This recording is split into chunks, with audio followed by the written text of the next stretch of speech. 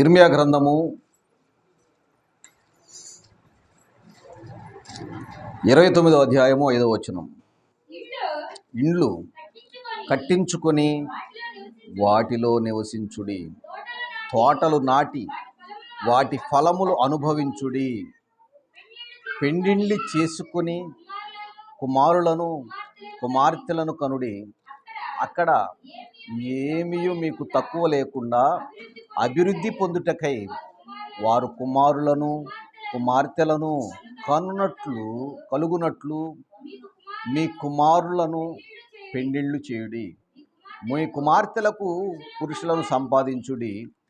నేను మిమ్మును చెరగనిపోయిన పట్టణము యొక్క క్షేమము కోరి దాని కొరకు యెహోవాకు ప్రార్థన చేయుడి. చలో, ఇక్కడ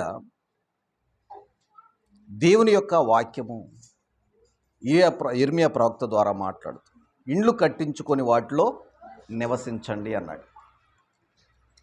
ఇండ్లు కట్టించుకోమన్నాడా, కట్టించుకోవద్దన్నాడా? కట్టించుకోమన్నాడు. అబ్రహాము డేరాలో నివసించాడు, మాకు కూడా డేరాలు వేసుకొని ఉంటామంటే ఆ దినాల్లో ఒక చోట ఉండేవాళ్ళు కాదు. వాళ్ళు వెళ్ళిన చోటల్లా డేరాలు వేసుకున్నారు. అంటే దేవుడు తనకు వాగ్దానం చేసిన భూమిని చేరుకునేంత వరకు కూడా డేరాల్లోనే వాళ్ళు జీవించారు. వాళ్ళకి దేవుడు వాగ్దానం చేసిన భూమి ఏది? పాలు తేనెలు ప్రవహించు దేశం, కానాను దేశం. ఇక్కడ చేరుకునే అంతలో వీరు డేరాలలో నివసిస్తూ వచ్చారు. అని దేవుడు భూమి మీద ఇండ్లు కట్టుకోమన్నాడు. కట్టుకోవద్దని నేను చెప్పలే, ఇల్లు కట్టుకోవద్దని నేను చెప్పలే ఆయన. ఎందుకంటే నివసించాలంటే ఇండ్లు కావాలి కదా. ఇండ్లు కట్టుకొని వాటిలో నివసించండి, తోటలు అనగా పంటలు పండించి వాటి ఫలములను అనుభవించండి. ఇల్లు కట్టుకొని వాటిలో నివసించమన్నాడు, పంటలు పండించుకొని వాటి ఫలాలను మీరు అనుభవించండి అన్నాడు. మీ పిల్లలకు చేయాల్సినవన్నీ చేసి వీటన్నిటి క్షేమము కొరకు ఏం చేయాలి? మీరు దేవుడు ఇస్తున్న వాటిని బట్టి ఏం చేయాలి? ప్రార్థన చేయాలి. ఎవరికి ప్రార్థన చేయాలి? దేవునికి ప్రార్థన చేయాలి. ఇల్లు ఇచ్చినందుకు, ఫలాలు ఇస్తున్నందుకు, కుమారులు కుమార్తెలను ఇచ్చినందుకు, ఆ తర్వాత కాలంలో వారికి భర్తలను లేకపోతే మగపిల్లలకైతే భార్యలను ఇచ్చినందుకు, వారికి సంతానం ఇచ్చినందుకు, వీటన్నింటిని బట్టి ఏం చేయాలి? ప్రార్థన చేయాలి. ఇదే మాటను మరలా 28వ వచనంలో చూద్దాం. 28వ వచనంలో, అతడు తను తాను మీకు ప్రవక్తగా చేసుకునేను కదా, అదియుగాక దీర్ఘకాలము మీరు కాపురముందుదురు, నివసించుటకై ఇండ్లు కట్టించుకొనుడి, ఫలములు తినుటకై తోటలు నాటుడి. ఏమన్నాడు? మీరు దీర్ఘకాలం మీరు కాపురముందురు, నివసించుటకై ఇండ్లు కట్టుకోండి. నివసించడానికి ఏం కట్టుకోవాలంట? ఇల్లు కట్టుకోవాలి. వేరే ఇంట్లో ఉంటామంటే ఊరుకుంటారా? ఇల్లు లేకపోతే ఎలా బాధ ఉంటుందో తెలుసు. మన సొంత ఇల్లు అనుకో, అది పూరిళ్ళైనా రేకులిల్లు అయినా ఆనందం వేరు. మనం వేరే ఇంట్లో అద్దెకున్నా లేకపోతే వేరే వాళ్ళ ఇంట్లో ఉన్నా ఆ వచ్చే కష్టాలు ఏందో మనకు తెలుసు. కాబట్టి దేవుడు చెబుతున్న మాట ఏంటంటే, మీకు శక్తి కొలది. అంటే అవతల వాళ్ళకి ఏదో ఉంది కాబట్టి నేను అది కట్టుకోవాలనుకుంటే నీకు శక్తికి మించిన అప్పు చేస్తావు. అట్లా కాదు, నీకు శక్తిని బట్టి. నాకే అన్నా మరి ఆ ఇంటి ప్లాన్ వేసినప్పుడు చూసే, చాలా పెద్ద ఇల్లు ఇది, ఎట్లా ఇద్దు అనుకున్నాం. దాదాపుగా ఉద్యోగస్తులు కట్టుకునే అంత ప్లాన్ వేసాడు. ఉద్యోగస్తులు అంత ఇల్లు ప్లాన్. ఇది ఎప్పటికి అవుతుంది అన్న ప్లాన్ అయితే వేసాం, కానీ ఎప్పటికి అవుతుందని అన్న అంత పెద్ద ఇల్లు. తొందరలోనే అవుతుంది, దేవుడిని సహాయం చేస్తాడని చెప్పినప్పుడు ప్రార్థన చేసుకున్నాడు. దేవుని దగ్గర మొరపెట్టారు ఆ కుటుంబం అంతా కూడా. ఆ కుటుంబంలో దేవుడు మేలు చేయడానికి మొట్టమొదటి కారణం ఏంటో తెలుసు? ఒక్కడ ప్రార్థన కాదు, కుటుంబం అంతా ప్రార్థన చేసేవాడు. భర్తకు తగిన భార్య, ఈ తల్లిదండ్రులకు తగిన పిల్లలు, ఈ ప్రార్థన కలిసి దేవునికి ఇష్టమైంది. దేవుడు సహాయం చేశాడు, దేవుడు మంచి ఇంటినిచ్చాడు. తను ఆశించినట్టుగా దేవుడు మంచిది ఎందుకు నివసించటానికి. సరే, ఇచ్చిన ఇంటిలో దేవునికి స్థానం లేకపోతే ఎలా అనుకున్నాడు.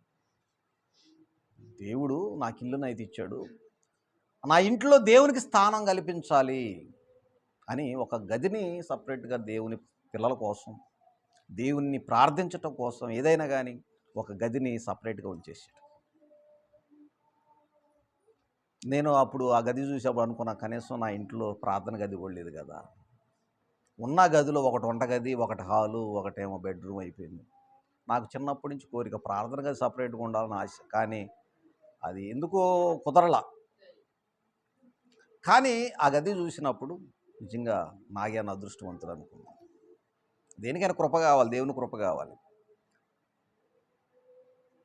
అదేవిధంగా దేవుని సేవకులందరూ ఆ రోజు రావటం, అదొక విశ్వాసుల ఇళ్లల్లో గృహప్రవేశాలు ఎలా ఉంటాయి అలా జరిగింది. ఎక్కడ కూడా లోక సంబంధమైనట్టుగా జరగదు. మీకు ఎలా కనపడిందో నాకు తెలియదు. ఒక ఆత్మ సంబంధమైన వారు విశ్వాసులు గృహప్రవేశం ఎలా ఉంటుందో అలా గృహప్రవేశం జరిగి అంత ప్రార్థన పరంగా చక్కగా ఆత్మీయ ఆహారాన్ని పెట్టాడు, తర్వాత శరీర సంబంధమైన ఆహారాన్ని కూడా పెట్టాడు. అక్కడ చేయండి. అయితే వీటన్నిటిని బట్టి మీరేం చేయాలి? అది గుర్తుపెట్టుకో.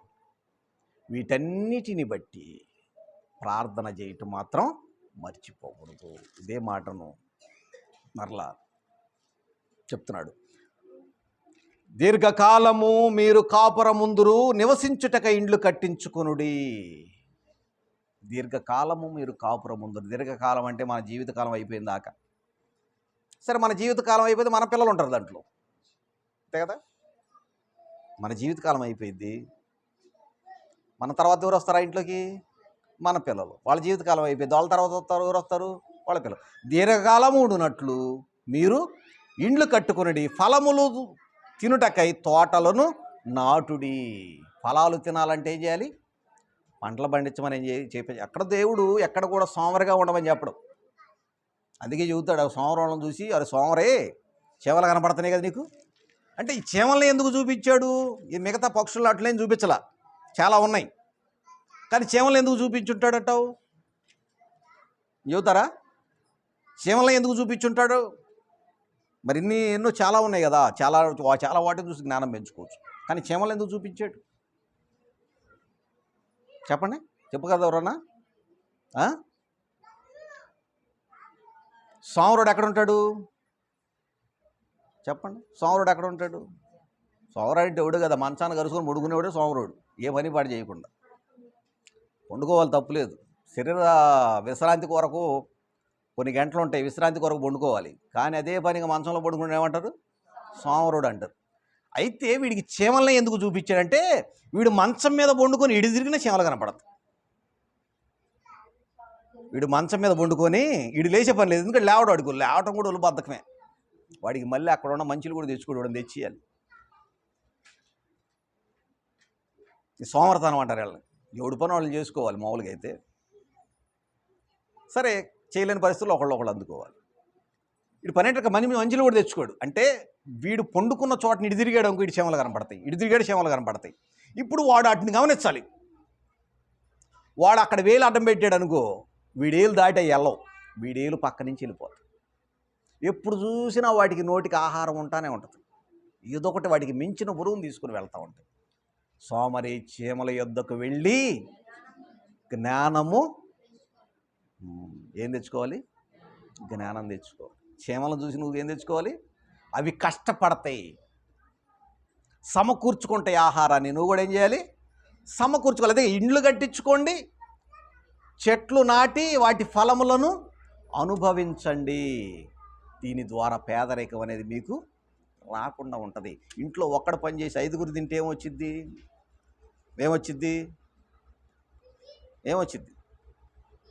సింగపూర్ దేశంలో మా తమ్ముడు చెప్తూ ఉంటాడు, అన్న ఇక్కడ 90 సంవత్సరాల ముసలోళ్ళు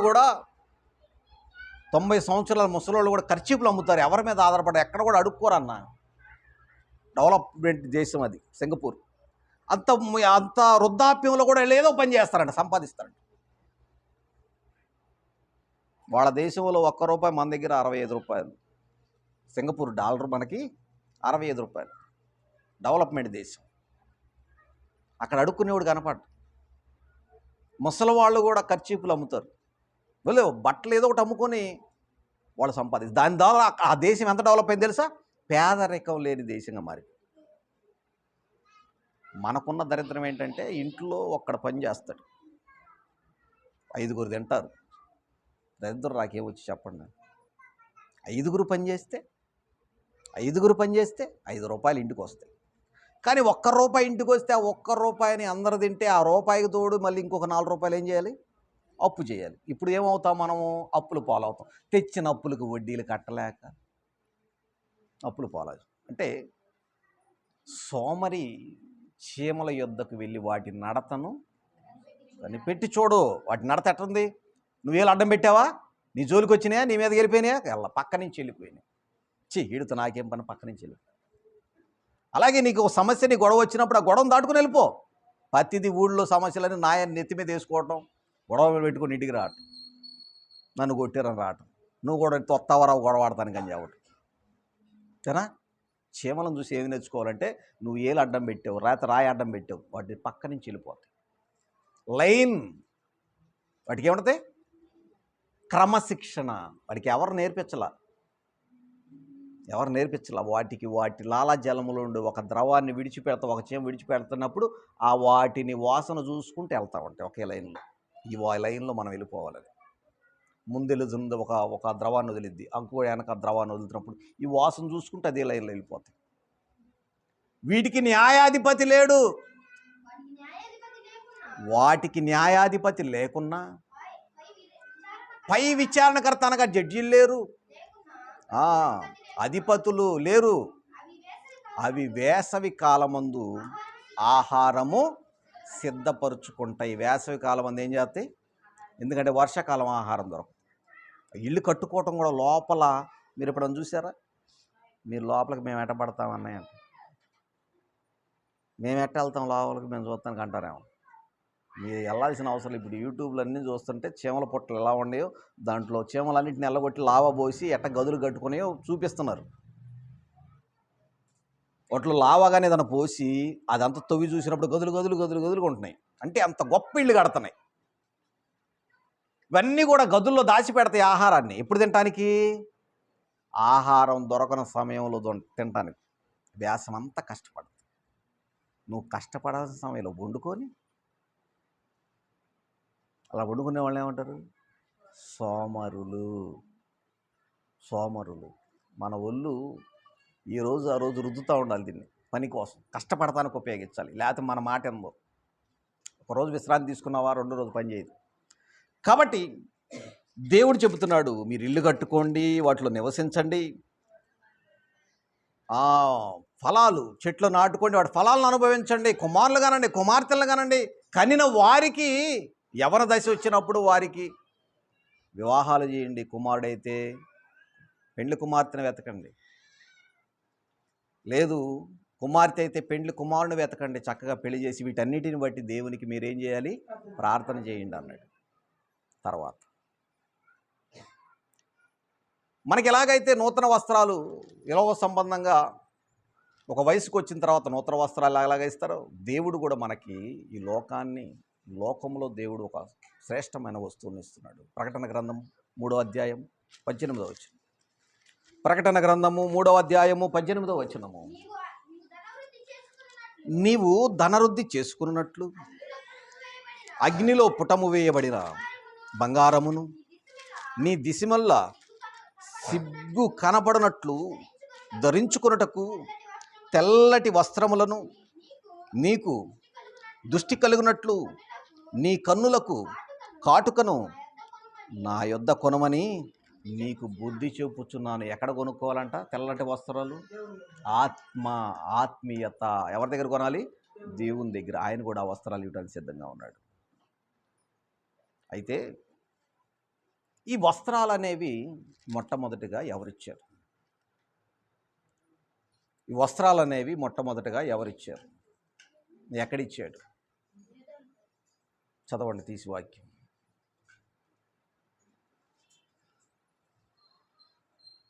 ఆదికాండము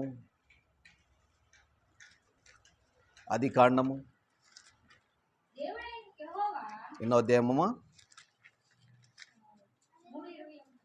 3వ అధ్యాయము 3వ అధ్యాయం 21వ వచనం. దేవుడైన యెహోవా ఆదామునకును అతని భార్యకును చర్మపు చొక్కాయలను చేయించి వారికి తొడిగించును అన్నాడు. చర్మపు చొక్కాయలు చేయించి వారికి తొడిగించును అన్నాడు. అంటే అర్థం ఏంటి? అప్పటి వరకు వాళ్ళకి వస్త్రాలు చేసుకోవడానికి కూడా చేతకాలి. వస్త్రాలు వాళ్ళకి ఎలా ఇది చేసుకోవాలి చేతగా. అప్పటి వరకు ఎలా ఉన్నారు? దిగంబరులుగా ఏమి లేరు, కానీ ఆత్మను వస్త్రంగా ధరించుకున్నారు, వెలుగును వస్త్రంగా ధరించుకున్నారు. ఎప్పుడైతే వీరు ఈ దృష్టిని ఎప్పుడు ఆజ్ఞ అతిక్రమించారో వీరు దిగంబరులు అయిపోయారు. ఆ దిగంబరత్వాన్ని కప్పుకోవడానికి వీరు కప్పుకోవడం కూడా చేతకాలేదు. ఏం తెచ్చుకున్నారు వీళ్ళు? ఆకులు. ఆకులు ఏమైనా ఉంటాయా? కానీ దేవుడే మళ్ళీ కనికరపడ్డాడు. మొట్టమొదటిగా టైలర్, బట్టలు కుట్టిన టైలర్ ఎవరంటే దేవుడే. మనిషి ఇప్పుడు ఏదో టైలర్ దగ్గరికి వెళ్ళి ఆదిరించుకుంటూ కొలతలు కుట్టిస్తాడు. మొట్టమొదటిగా టైలర్, మనిషి కోసం టైలర్గా మారిపోయిన దేవుడు. మన హెడ్డింగ్ పెట్టుకోవచ్చు. మొట్టమొదటిగా మనిషి కొరకు టైలర్గా మారిన దేవుడు. ఆకులు కట్టుకున్నారు. వీళ్ళ దిశమూలను కప్పలు ఇవి ఆకులు అనుకున్నాడు. చర్మపు చొక్కాయలు చేయించి వారి చేత తొడిగించాడు. చర్మపు చొక్కాయలు చేయించి వారికి ఇచ్చాడు, తొడుక్కోండి రాని. ఎలా తొడుక్కోవాలో కూడా నేర్పించాడు. చేశాడు, ఎలా తొడుక్కోవాలో కూడా నేర్పించాడు. ఇక అప్పటి నుంచి వస్త్రాలు ధరించుకోవడం మొదలుపెట్టాడు మనిషి. అంటే మనిషి కొరకు దేవుడు ఒక బట్టలు కుట్టే టైలర్గా కూడా మరి ఎక్కడ ఆయన తగ్గలేదు నీకోసం చెప్ప. ఎక్కడ తగ్గలేదు ఆయన నీకోసం. అంటే మొట్టమొదటిగా వస్త్రాలు మనకి బహుకరించింది ఎవరు తెలుసా? మనకి వస్త్రాలంకరణ, వస్త్రాలు ఇచ్చే రోజు ఓణీల ఫంక్షన్ చేస్తాం. ఎవరు మొట్టమొదటిగా ఇచ్చింది? ఆ ఫంక్షన్ చేసింది ఎవరు చేశారన్నా? దేవుడే కదా. వస్త్రాలు ఇచ్చింది ఎవరు మొట్టమొదటిగా? దేవుడే. అలాంటి వస్త్రాలు ఎన్ని రోజులు ఉంటాయి? ఆయన ఇచ్చిన వస్త్రాలు చాలా రోజులు ఉంటాయి. చర్మపు చొక్కాయలు కదా, చాలా రోజులు ఉంటాయి. అసలు ఎలా వస్త్రాలు చేసుకోవాలో చూపించాడు, తొడిగిచ్చాడు వాళ్ళ దగ్గర. అంత గొప్పవాడు ఆయన. ఇంకొకటి, ఆ వస్త్రాలు మాత్రమే కాకుండా ఆయన తెల్లటి వస్త్రాలు మనకి ఇస్తానికి, నీతి అను వస్త్రాలను మనకి ఇవ్వటానికి ఆయన సిద్ధంగా ఉన్నాడు. రెండవది ఇండ్లు కట్టించుకున్నారు, తర్వాత వస్త్రాలను. ఇంకా మూడవది వచ్చేసరికి మనకి ఏముంది? ఏముండాలి మన ఇంటిలో ఆశీర్వదించబడాలంటే? ఏముండాలి? ఒకసారి చూడండి. కుటుంబాలు ఆశీర్వదించబడాలి అంటే ఈరోజు నా జీవితాల్లో కుటుంబాల్లో ఆశీర్వాదం లేకపోవడానికి కారణం, ఏంటంటే ఇదే. దినవృత్తాంతముల మొదటి గ్రంథము 13వ అధ్యాయము 14వ వచనము.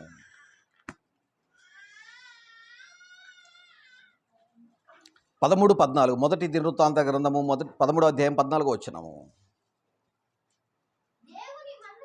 దేవుని మందస్సము ఓబేదేదేము ఇంటిలో అతని కుటుంబమునొద్ద 3 నెలలుండగా యెహోవా ఓబేదేదోము ఇంటిని అతని సొత్తంతటిని ఆశీర్వదించెను.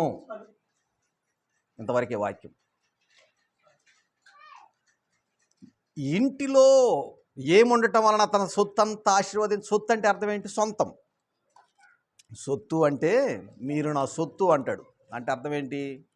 నా సొంతం. ఓబేదేదేము తన సొంతాన్ని మొత్తాన్ని ఏం చేశాడు దేవుడు? ఏముంది ఆ ఇంటిలో? మందసము అనగా దేవుని సన్నిధి.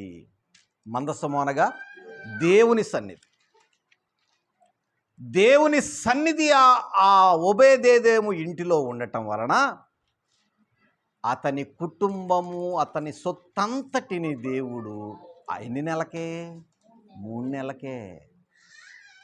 అదే ఇంకా ఎక్కువ కాలం ఉంటే ఇంకా ఎక్కువ ఆశీర్వాదం. కారణం ఏంటంటే ఆ ఇంటిలో ఉండాల్సింది ఏంటో తెలుసా? మందసం. మందసం ఉండాలి. తన ఇంటిలో మందసం ఉండటం వలన అతని ఇల్లంతటిని కూడా, ఆ తర్వాత వాక్యం అంతా చదవడం, సపరేట్గా ఒక గది పెట్టాడు మందసం కొరకు. ఒక కుమారుని ఏర్పాటు చేశాడు ఆ పరిచర్య కోసం. మందసంలో అక్కడ పరిచర్య చేయటానికి ప్రత్యేకించాడు. నిష్ట కలిగి ఉన్నాడు, పవిత్రత కలిగి ఉన్నాడు. దేవుని మందసాన్ని గుర్తెరిగాడు, దేవునికి విలువ ఇవ్వటం మొదలుపెట్టాడు. ఉపేదేదేమో ఎవరు పడితే వాళ్ళు అక్కడికి వెళ్తానికి లేదు. ఒక పవిత్రమైన స్థలంగా ఉంచాడు, గదిగా ఉంచాడు. ఉంచటం వలన, దేవునికి విలువ ఇవ్వటం వలన తన జీవితంలో విలువగా మారిపోయింది. అంటే ఆశీర్వదించబడటానికి కారణం ఏంటంటే దేవుని సన్నిధి ఉంది. దేవుని సన్నిధిని ఓబేదేదేమో గౌరవించటం వలన, భయపడటం వలన దేవుడు అతన్ని ఆశీర్వదించాడు. మనం ఇల్లు కట్టుకుంటున్నాం.